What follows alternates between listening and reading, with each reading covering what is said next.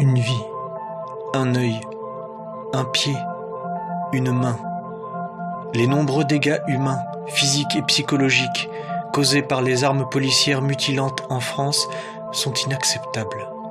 Il faut les interdire d'urgence. Il en va du respect des personnes et de leurs droits les plus élémentaires. Parmi ces armes policières, on trouve les lanceurs de balles de défense, les grenades de désencerclement et les grenades assourdissantes lacrymogènes. Cet arsenal fourni aux forces policières françaises est sans équivalent en Europe.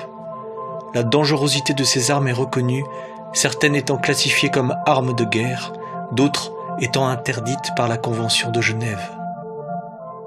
Un sentiment d'impunité s'est installé.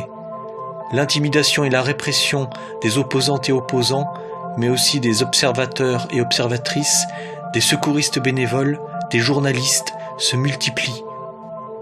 Ce climat de violence inacceptable est entretenu pour faire peur. Nombreuses sont les personnes qui hésitent désormais à descendre dans la rue pour exprimer collectivement leurs opinions. C'est une limitation de fait de nos droits, notamment celui constitutionnel de manifester. Et c'est un moyen pour le gouvernement d'imposer par la force des politiques contestées.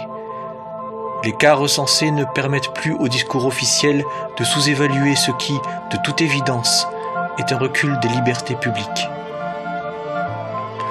Afin que cessent les mutilations, il ne convient plus de discuter d'une nouvelle doctrine d'emploi de ces armes, mais d'en interdire strictement l'usage, que ce soit lors des manifestations, dans les quartiers ou autour des stades. Et c'est dans la loi que doit s'inscrire cette interdiction. La campagne que nous lançons aujourd'hui vise à obtenir cette interdiction en s'appuyant sur les initiatives déjà existantes et en fédérant largement les citoyennes, les citoyens, collectifs, associations et organisations. Nous vous invitons toutes et tous à rejoindre et à soutenir cette campagne « Interdisons les armes policières mutilantes ».